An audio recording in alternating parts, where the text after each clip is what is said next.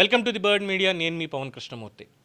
మొన్న మా సత్యబాబు రూటే వేరు, రాజకీయమే వేరని చెప్పినటువంటి కథనానికి మంచి అప్లాజ్ వచ్చిందండి. చాలామంది వారి అభిప్రాయాన్ని కూడా తెలియజేశారు. అండ్ ఎస్, ఆ రోజు ఉన్నటువంటిది అంటే నారా లోకేష్ గారిని కలిసినటువంటిది, లేదంటే అంతకుముందు పవన్ కళ్యాణ్ గారిని కలిసినటువంటిది, చాలా ఆప్యాయంగా వాళ్ళిద్దరితో మాట్లాడినటువంటిది ఈ వీడియోలు ఎట్ హోమ్ రాజ్భవన్లో ఎట్ హోమ్ కార్యక్రమంలో జరిగినటువంటి చూసిన తర్వాత వైసీపీ నేతలు బొత్స సత్యనారాయణ గారిని టార్గెట్ చేయడం మొదలుపెట్టారు. ఏంటంటే అదిగో బొత్స పార్టీ మారిపోతాడట, బొత్స ఇదైపోతాడట, ఇంకేముంది తెలుగుదేశానికి వెళ్ళిపోతాడు, లేదంటే జనసేనకి వెళ్ళిపోతాడు, కాపు సామాజిక వర్గం కాబట్టి అని ఇంకోటిని చాలా మాట్లాడారు.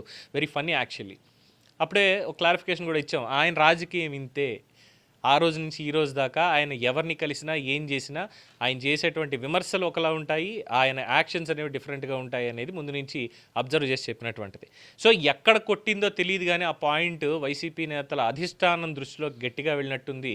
అందుకని ఇప్పుడు చేసేటువంటి ఆలోచన ఏంటంటే సత్యబాబు గారికి ప్రమోషన్ ఇవ్వాలి, బయటికి రాంగ్ నొటేషన్స్ వెళ్లకుండా సత్యబాబు గారికి ప్రమోషన్ ఇవ్వాలి. దట్టు వైఎస్ఆర్సీపీకి శాశ్వత అధ్యక్షుడిగా జగన్మోహన్ రెడ్డి గారిని ప్రకటించుకున్నారు కాబట్టి ఇప్పుడు ఆ పదవి అయితే ఇవ్వలేరు. ఆ పదవి ఇస్తే ఆయనకి సీట్ ఉంటుందో లేదో కన్ఫర్మేషన్ లేదు కాబట్టి సో ఈక్వలెంట్గా ఇంకొక పొజిషన్ ఇవ్వాలి. బికాస్ లీడర్ ఆఫ్ అపోజిషన్గా శాసన మండలిలో సత్యనారాయణ గారు ఉన్నారు కాబట్టి ఇప్పుడు పార్టీలో కూడా ఆయనకి అదే సముచితమైనటువంటి స్థానాన్ని నంబర్ 2 పొజిషన్ పార్టీ పరంగా ఇవ్వాలి అన్నటువంటి చర్చలు జరుగుతున్నాయి అని ఒక విశ్వసనీయ సమాచారం తెలుస్తోంది. అంటే బొత్స సత్యనారాయణ గారిని వైఎస్ఆర్సీపీకి వర్కింగ్ ప్రెసిడెంట్గా అనౌన్స్ చేయడం. సో ఈ అనౌన్స్మెంట్ అనేది బొత్స గారికి ప్రమోషనే. అంటే ఆయన చెయ్యని రాజకీయం లేదు, ఆయన చూడని రాజకీయం లేదు, ఆయన అనుభవించిన పదవి లేదు. యాక్చువల్లీ నార్మల్గా అయితే రిటైర్మెంట్ వయసు అనుకుని రిటైర్ అయిపోవచ్చు, బట్ ఆయన ఇంకా నవయువకుడిలాగా నేను రాజకీయాలు చేస్తానంటాడు. ఆయన ఉత్సాహం చూస్తే ముచ్చటేస్తుంది, చాలా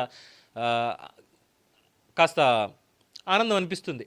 ఈ వయసులో కూడా ఇంత రాజకీయం చేస్తున్నాడే ఆయన, ఇంత కష్టం చేస్తున్నా సరే అని చెప్పి.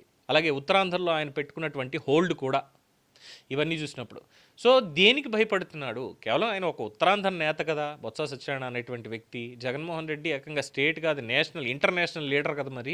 మరి ఎందుకు బొత్స సత్యనారాయణకి భయపడడం? కేవలం లోకేష్ని కలిస్తేనో పవన్ కళ్యాణ్ని కలిస్తేనో వీళ్ళతో మాట్లాడుతూ ఆప్యాయంగా నవ్వుతూ మాట్లాడితే ఎందుకు ఆయన కోపం రావాలి?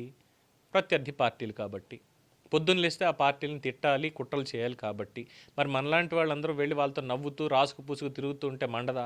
సో ఈ మంటను చల్లార్చాలంటే ముందు బొత్స సత్యనారాయణని తిట్టాలి. తిట్టినా ఆయన ఏమైనా చేసినా పార్టీ నుంచి బయటకు వెళ్ళిపోతే ఉత్తరాంధ్ర నుంచే కాదు, ఒక బెల్ట్ మొత్తం అంతా కూడా వైఎస్ఆర్సీపీకి రాష్ట్రంలో పుట్టగతులు ఉండవు అనేటువంటిది ప్రాక్టికల్గా తెలిసినటువంటి అంశం. సో దాని నుంచి ఎలా తప్పించుకోవాలి అంటే బుజ్జగించాలి. ఏ విధంగా బుజ్జగించాలి? పిలిచి ఇంకోసారి అలా వెళ్ళొద్దే, లోకేష్తో మాట్లాడొద్దే అని చెప్తే అది పద్ధతి అనిపించుకోదు. బికాస్ ఎట్ హోమ్ లాంటి కార్యక్రమాలు లేదంటే శాసనమండలి మీటింగ్స్కి వెళ్ళినప్పుడు ఖచ్చితంగా అక్కడ ఎదురు పడితే గౌరవంగా పరస్పరం మాట్లాడుకోవాలి. షేక్ హ్యాండ్ ఇచ్చుకుంటారు, అవసరమైతే కౌగిలించుకుంటారు, కలిసి టీ తాగుతారు, శాసనసభలో కొట్టుకుంటారు. ఇవన్నీ కామన్గా జరగాల్సిందే. కానీ నాకు అది నచ్చదు. అందువల్ల ఏం చేయాలంటే కాకా పట్టాలి అంటే మనం ఏదో చేయాలి. అందుకే వర్కింగ్ ప్రెసిడెంట్ అనేటువంటిది. ఈ వర్కింగ్ ప్రెసిడెంట్ అనేటువంటిది కూడా ఒకవేళ ఆయనకి పార్టీ మారే ఉద్దేశం వస్తే ఎక్కడ వైఎస్ఆర్సీపీ పవన్ కళ్యాణ్ గారి స్టేట్మెంట్ లాగా అధపాతాళానికి వెళ్ళిపోతుందో పూర్తి స్థాయిలో, దానికి భయపడి ఈరోజు బొత్స సత్యనారాయణ గారికి వర్కింగ్ ప్రెసిడెంట్ ఇవ్వాలి అన్నటువంటి సమాలోచనలు చాలా బలంగా జరుగుతున్నాయన్నటువంటిది విశ్వసనీయ సమాచారం. అంటే బొత్స సత్యనారాయణకి అంత గట్టిగా భయపడుతున్నాడు అంటారా జగన్మోహన్ రెడ్డి గారు? ఏమంటారు? మీ అభిప్రాయాన్ని కామెంట్స్ రూపంలో తెలియజేయండి. చూస్తూనే ఉండండి ది బర్డ్ మీడియా.